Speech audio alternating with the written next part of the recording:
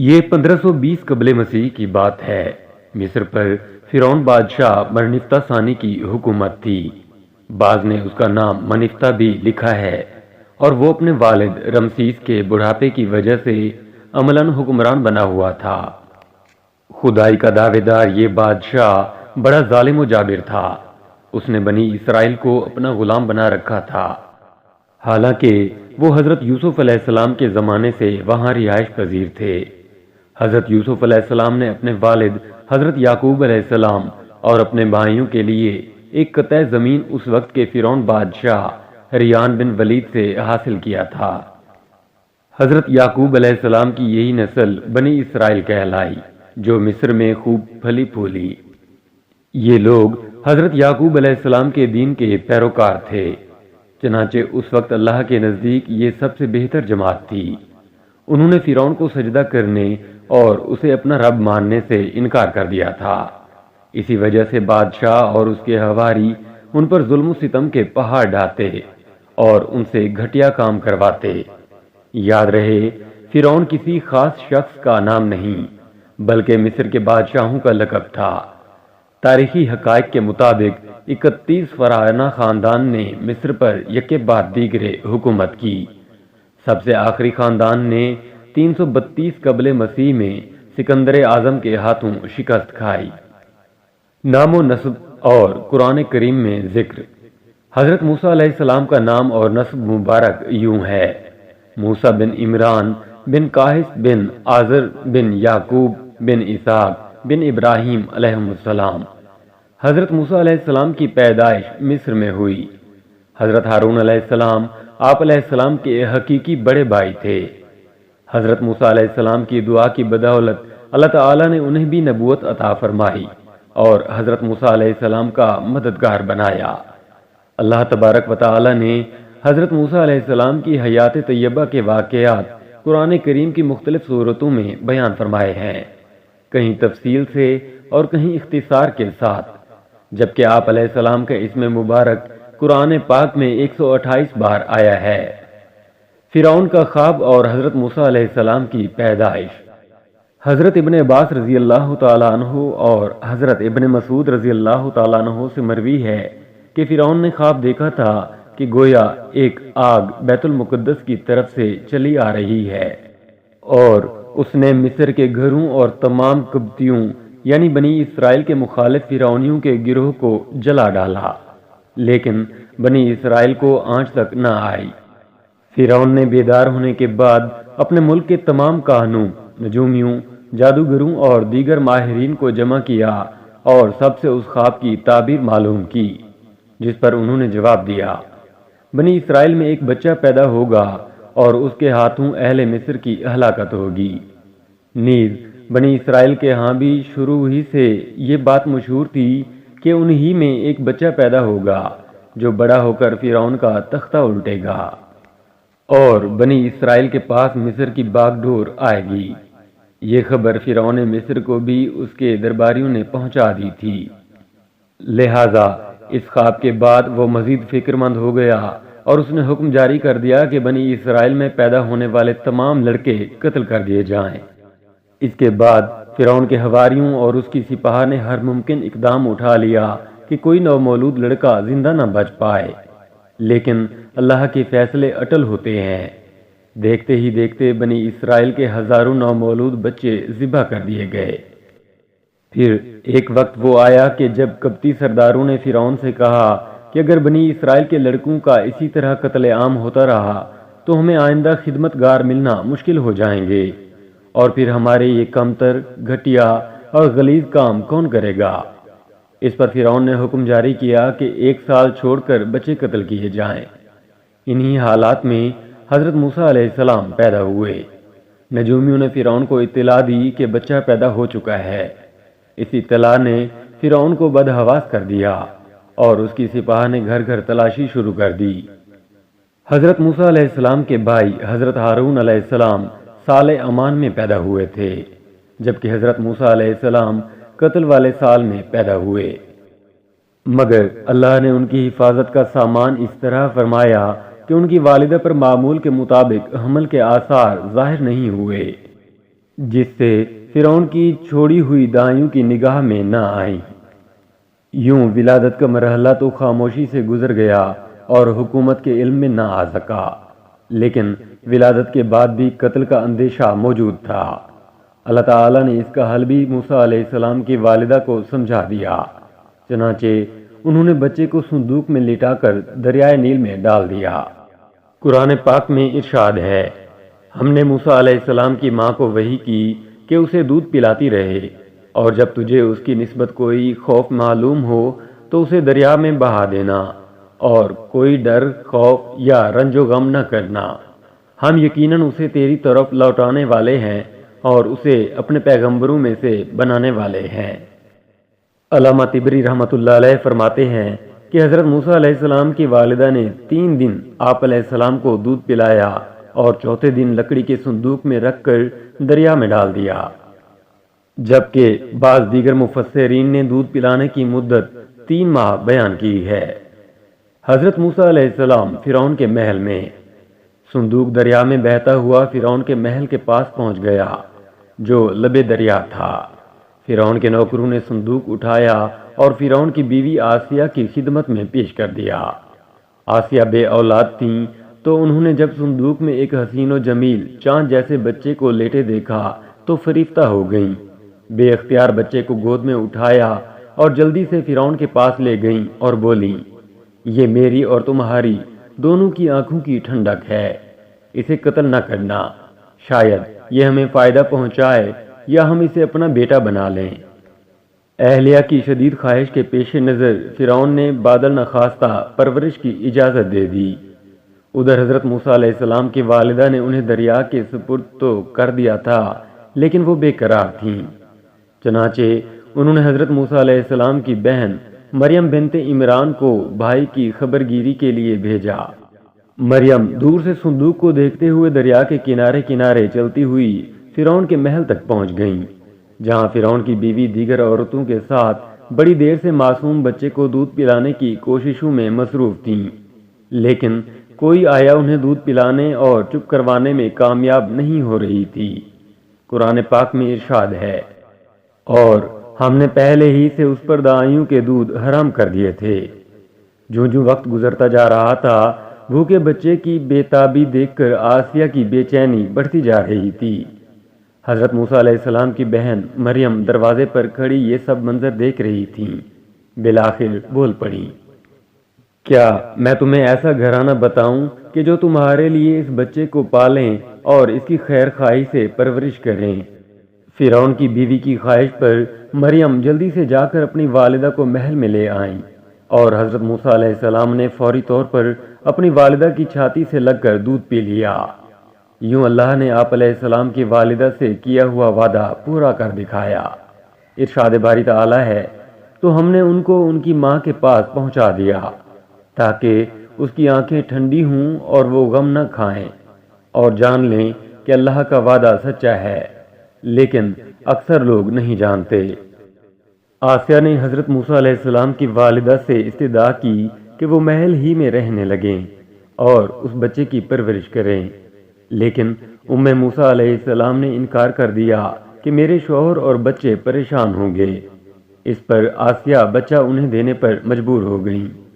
پھر اس نے بچے کے لیے وظیفہ بھی مقرر کر دیا۔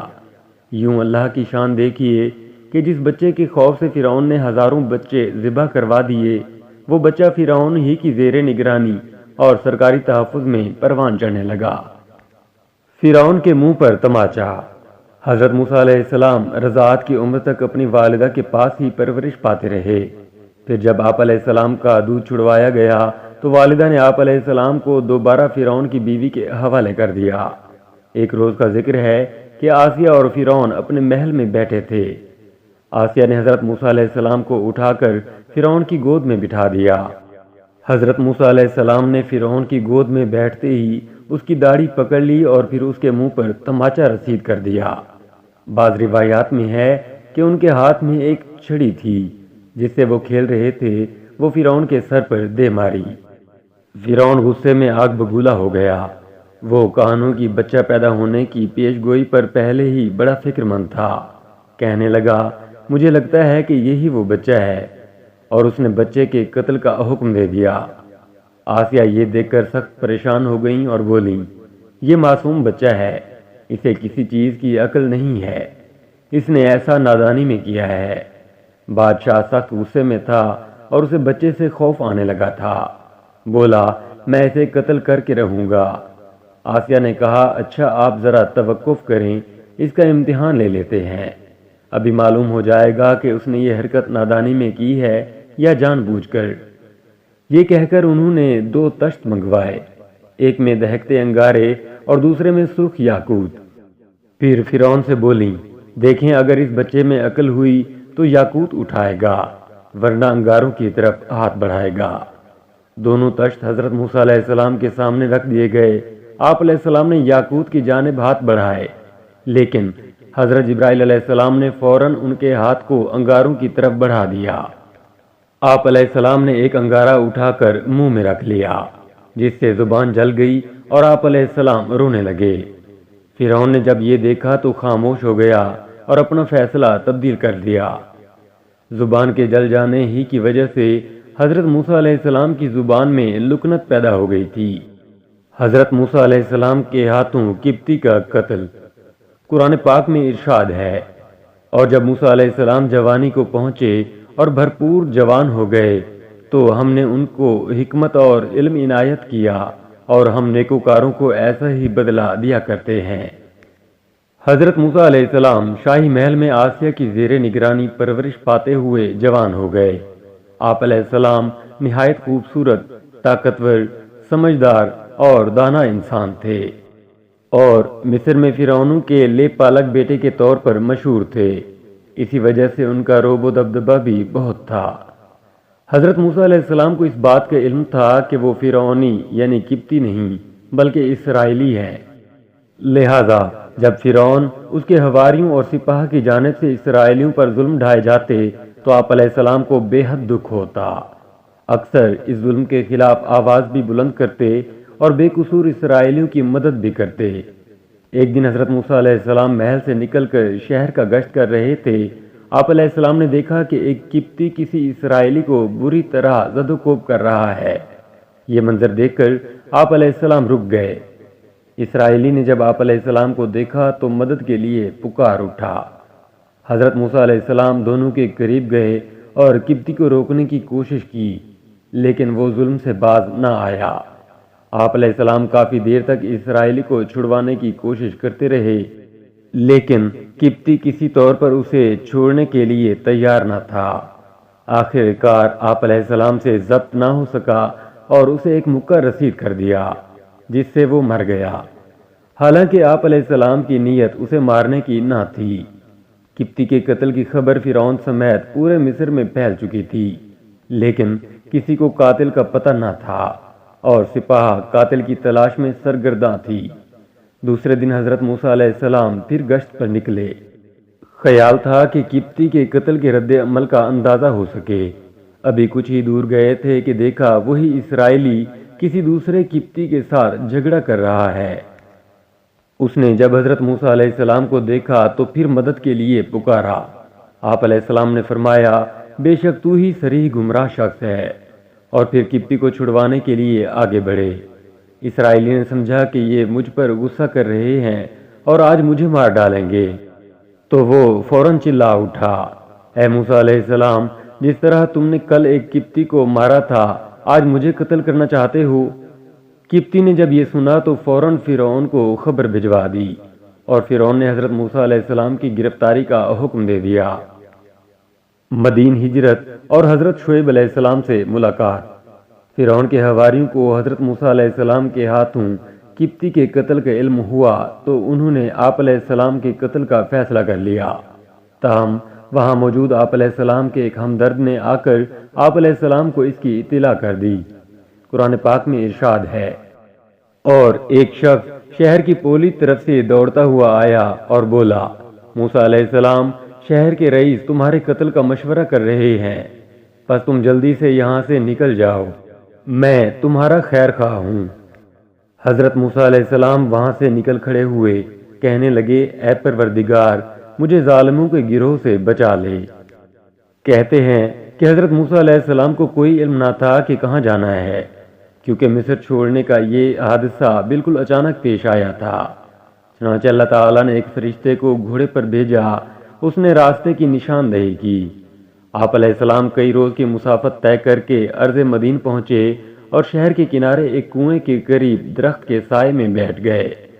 اس وقت کنویں پر جانوروں کو پانی پلانے والوں کی بھیڑ تھی۔